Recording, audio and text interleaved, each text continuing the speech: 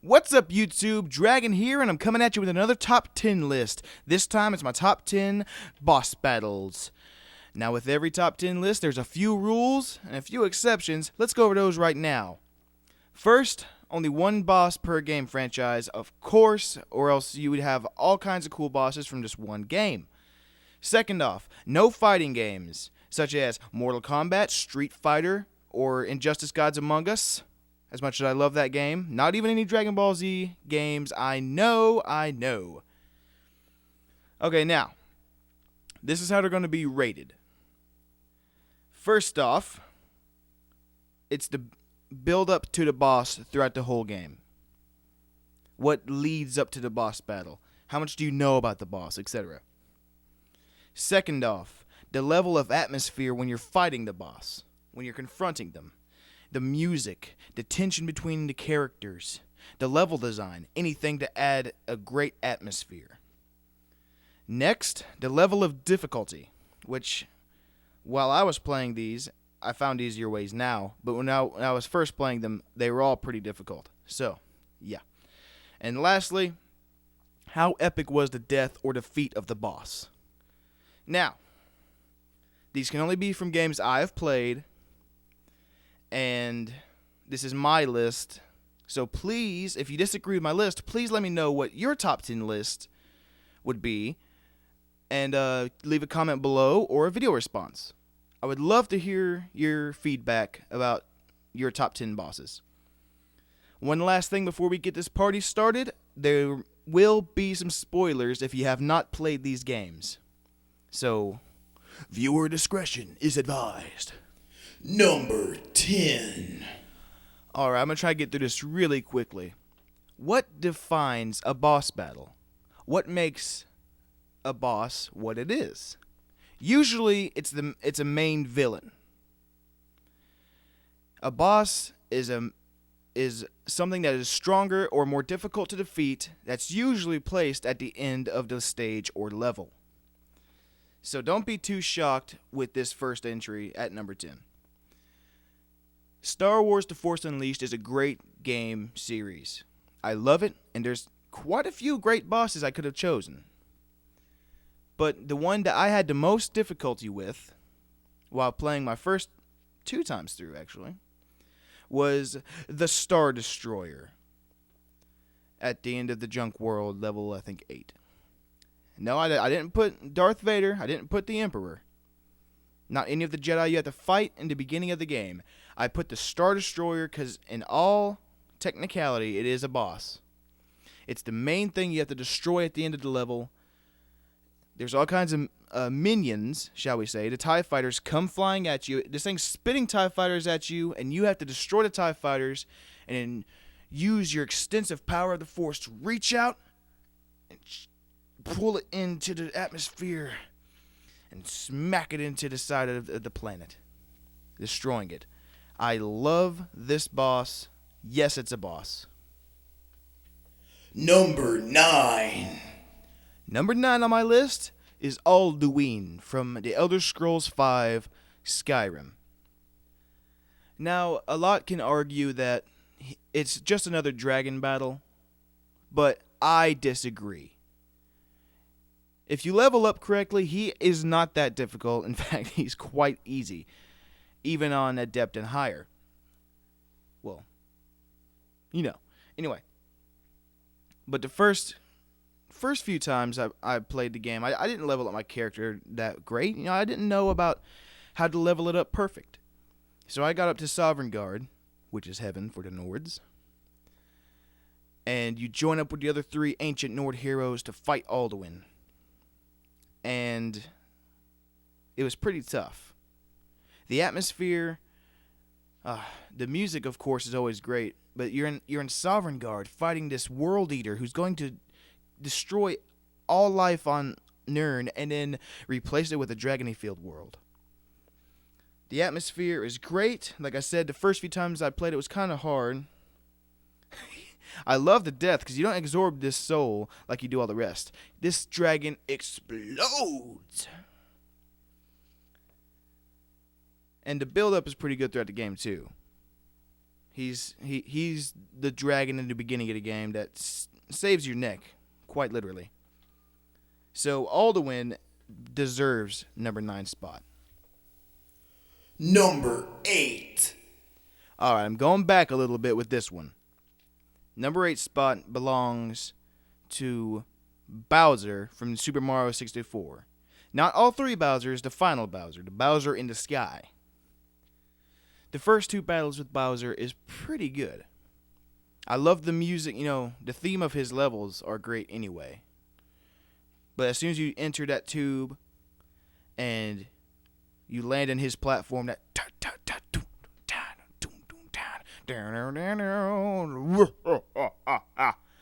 great, great, great atmosphere. But then there's Bowser in the sky. You jump in and you're expecting that, and you hear this organ. That kind of thing. You're like, oh no, what have I stepped into? Plus, his character design is a lot different. Almost it's like a rainbow color. So, great atmosphere, yeah. Build up through the game, of course. If you're playing a Mario game, you know Bowser's at the end. If not Bowser, then another classic, but usually it's Bowser. Now here comes the level of difficulty. It's not really that hard, but whenever you're playing for the first time, it's kind of difficult because you throw them at the bombs, but it's not one bomb this time. You have to hit them 3 times with a bomb.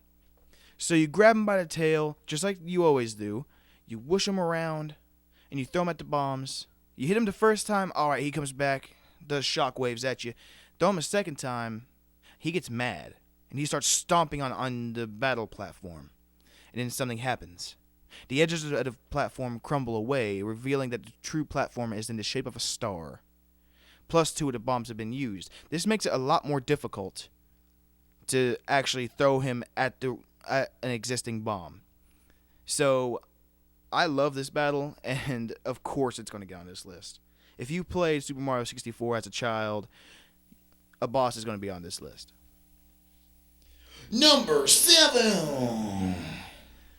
Again, I'm in the N64 era, and this character was on my top 10 villains list, and he deserves it, but Andross from Star Fox 64 deserves to be on this list. But it's not just normal Andross with the robot underneath. It's the hard mode. If you go on the left side of the map and fight the true Andross. It happens just like before. You have to attack his hands and attack his face. But afterwards, it's not a robot that comes out. It's his brain. And he uses his eyes as projectiles. And if you get caught by the brain, then you lose a wing, which diminishes your laser back to 1 laser. So it's incredibly difficult because he stays right on your tail. You can try to swish around and everything else. He'll just turn right around and swish on your tail. It's incredibly difficult. And the first time I played to this boss, I ran out of lives, and I threw the controller, and I could have sworn I broke it. And actually, I still have the controller, and it is messed up a little bit, but I think it's just from years of abuse. It's not just that one. But the final form, Andross, does belong on this list. I know that he was on my top 10 villains list, but he deserves a spot on this list. Number 6. The Legend of Zelda series has a great variety of bosses. A lot of people might be expecting one from Ocarina of Time or Twilight Princess, which I never played that one. But no, this boss is from the first Zelda game that I ever beat. Zelda for the Game Boy, Link's Awakening, which I still have. From the beginning of the game, you hear all about the Great Darkness. So it has a great build-up. You have to go around and collect the magical musical instruments. Save that 5 times real fast, why don't you? And each dungeon has a great boss, but the Great Darkness is better than each one of them. Because he takes the form of multiple bosses. So whenever I first played it, and even if I play it now, it has a great level of difficulty. You have to think outside the box of what you usually do. You can't just, throw a bomb, shoot an arrow, hack and slash, The death wasn't all that great because it's just like any Zelda Game Boy boss death. It just like pop, you know. But the atmosphere, when you go inside the windfish's egg, and it's a big maze, and you have to find the right way through, which I believe is still 5 times to the right, 5 times up, or reverse it, 5 times up, 5 times right, something like that. I don't know. It has a great level of atmosphere. The music is pretty good. Of course, the music from all Zelda games are always good. Like I said, he takes the form of different bosses, so the tension is high. So, the Great Darkness is one hell of a boss from the Legend of Zelda series. And no, it's not the Ganondorf fight from Legend of Zelda Ocarina of Time, because that fight sucks! Number 5. Alright, these next 5 bosses, I have to do a little bit of explaining. So, the first 11 minutes of this episode kind of flew by, but the next 5 bosses will take a bit of time, so please bear with me. The Assassin's Creed series, it doesn't exactly have great bosses because of their battles, because every fight is pretty much the exact same. But the build-up to Cesare Borgia is unexpected. Brotherhood picks up right after number 2, right where Ezio left off in the vault. You get out, you go with Mario back to Monteregione, and you give him the apple because you don't know what to do with it. You're like, Uncle Mario, please hold on to the apple. He's like, okay. So after a long night of freaky boink boink, Ezio hears cannon fire. Oh, no, it's just training. No, it's not training. Boom! Altair's armor is destroyed. Fuck! What are you going to do now? I'm going to go out unarmed. Okay, that's great. Well, he has a sword, but still. Then, after a little bit of fighting, Cesare busts through the gates. Mario falls to his knees.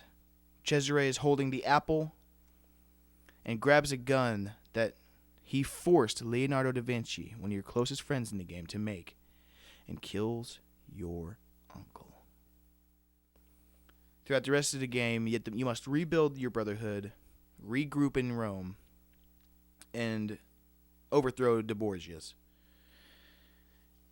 The final fight with Cesare Borgia, the level design is, it's alright. You know, it's a town on fire, but I don't know what town it is. Just some random town from actual history that Cesare Borgia really did conquer or whatever. But the music is still good. The tension between the two characters, you know that there's tension. You know, hell, if you kill someone's uncle, there's going to be some tension. So the atmosphere is alright. The level of difficulty, like I said, whenever you fight, it's all pretty much the exact same, but with certain bosses, like actual bosses like Cesare, there's like a little like cheat type thing you can do. Just like throw all your throwing knives or shoot him with the gun or with the crossbow and he'll die real easy. Now, it comes to the death. Cesare says, "You can't kill me. No man can kill me." And Ezio responds like, "Fine, then I'll leave you in the hands of fate." Holds him at the edge of this huge wall. I'm going to say about as big as, Great Wall of China. I don't fucking know. And lets him go. He lets gravity do all the dirty work. Cesare Borgia, the boss fight, has so much emotion and atmosphere that alone put it at number 5. Number 4. Again, another game that's not known for boss battles. Guitar Hero Warriors of Rock. Now, in Guitar Hero 3, they introduced guitar battles with like Slash and Tom Morello. And in the final battle is Lou. And he almost made it, but the battle between the demigod of rock and the great beast, or whatever his name is, at the end of Warriors of Rock is so epic. Because you have to go through and unlock the warrior forms of all these great rock stars. You have to unlock the legendary guitar, which I love Rush's 2112 album, so I loved doing it. Now, level of difficulty. You can set up any level of difficulty you want on Guitar Hero, so it could have been easy. But we were playing in a 3-person band. I was singing vocals, not the best. Jennifer was playing drums, and Bryson was playing guitar. I think we were all on hard. I think Bryson was on expert, but we were all on like hard or normal, something like that.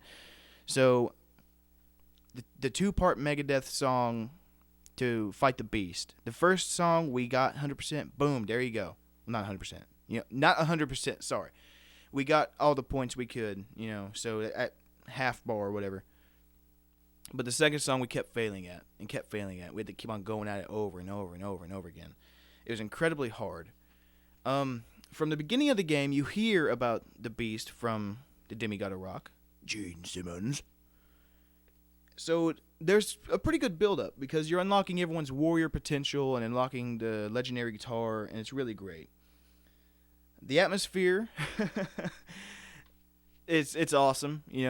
This big metal beast and demigod of rock going out with the legendary axe, and it's pretty cool. So the atmosphere is great. Great music, and then finally the death is awesome because he like crumbles and like he's all broken, but then you unlock the demigod of rock's playlist, and you're riding the fucking thing, playing all those killer songs, and so yeah.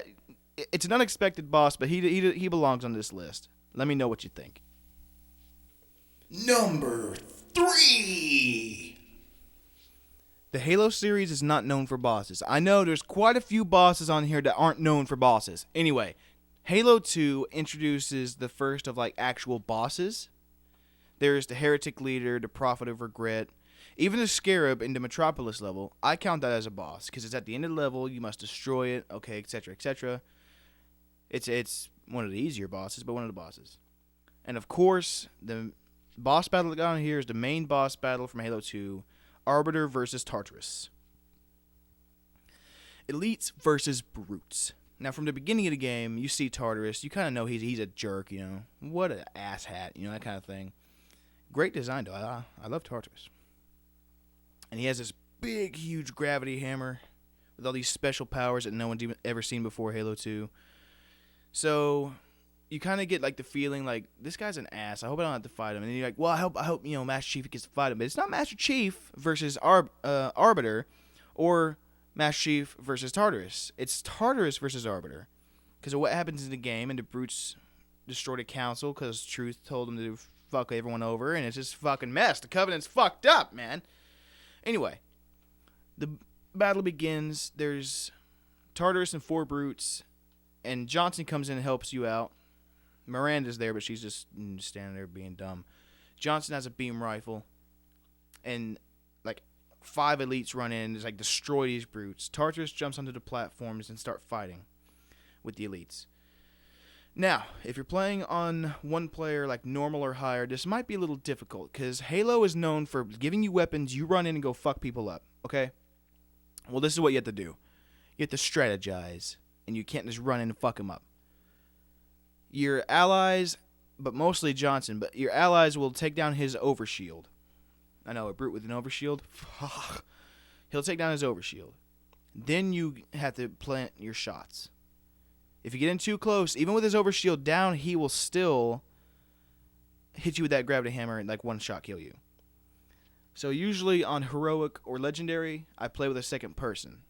Let's say my brother David. He'll go in and distract him and mess with him and get him out in the open. Me and Johnson will sit up at the entrance point and snipe him. Usually after I run out of sniper ammo, I run in there with him. But it's a lot easier on 2-player. But the introduction of bosses in Halo 2 revolutionized a great first-person shooter. And Tartarus as a final boss was pretty cool because it made you rethink. And you couldn't just run in and blow things away. Best thing to do, knock down his overshield, plant a few grenades on his chest, and hit him up with the brute shot. You'll win. Number 2. You've done it. You've battled all 8 gym leaders with your unstoppable team. You've went through that prick of a rival.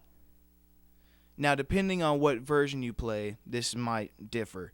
But the Elite Four from the Pokemon games has to be on a top 10 list, especially if you play the games and if you enjoy them. The Elite Four is always a one-shot run.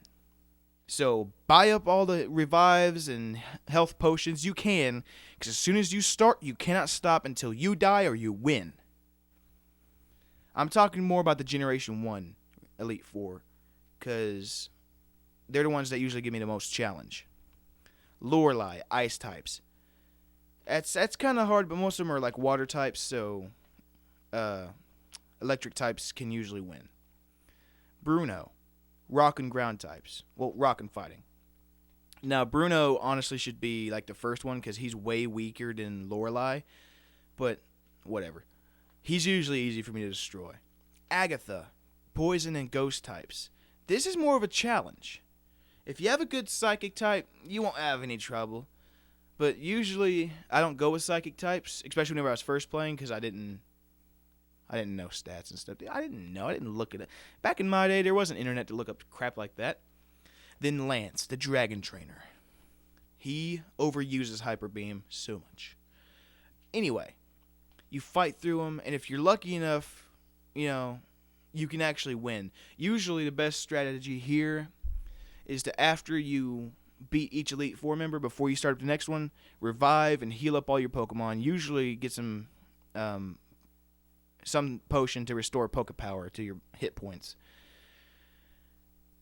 After you defeat them, it's such a great victory until you realize that your asshat of a rival was here a little while ago, and he is the new champion.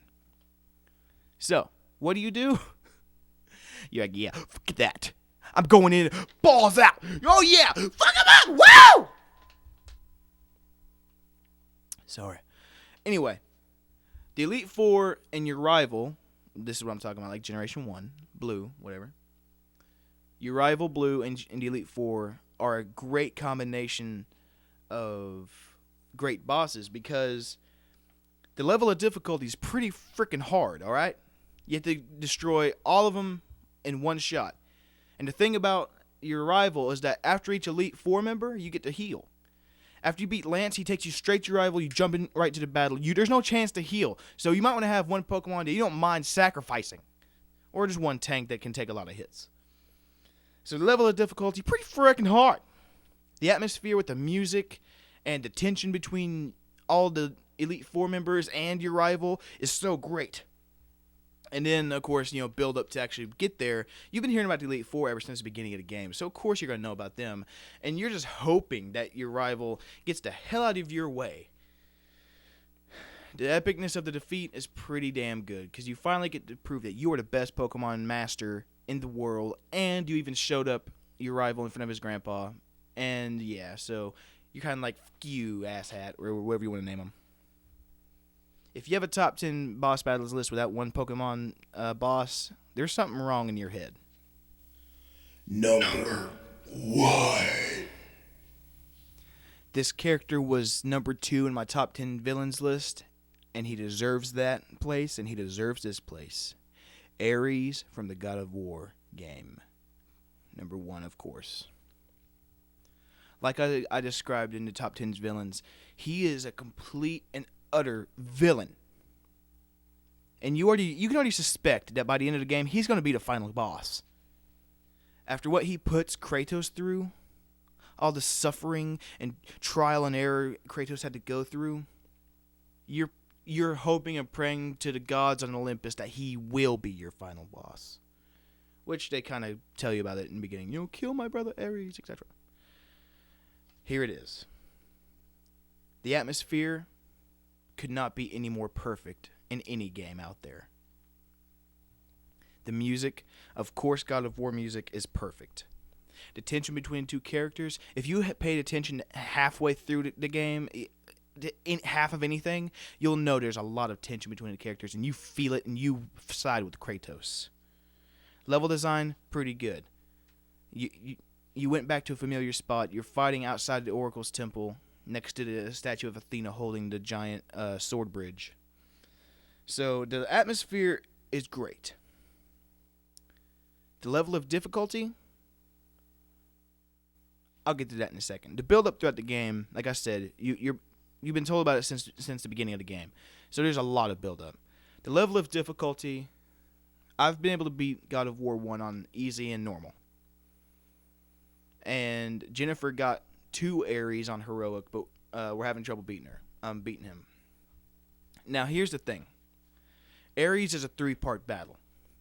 First off, you start fighting with your weapons and magic that you got throughout the entire game. Next, he transports you to another dimension where you must fight an army of evil Kratoses trying to kill your wife and child. At the end of that, after you think you finally saved him and redeemed yourself, Ares strips you of your power and your magic, taking the blades of chaos back and striking down your wife and child in front of your eyes. Crippled with fear and disappointment, Ares goes in for the kill. When Kratos notices the bridge that he crossed earlier to go to the sewers of Athens, the gigantic sword Athena's holding, right then he knows that it's a sign from the gods to pick up your blade one last time and fight down your foe. This third part of the boss battle is very tricky because each hit takes away health from your opponent and gives it to you, but he can do the same. If you hit Ares twice, you'll get 2 hits of health. He hits you twice, he gets back those 2 hits of health. You know what I mean? It's incredibly difficult, especially on higher difficulties.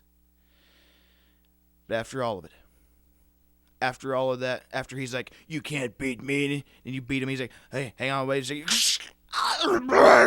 You stick your sword through his chest.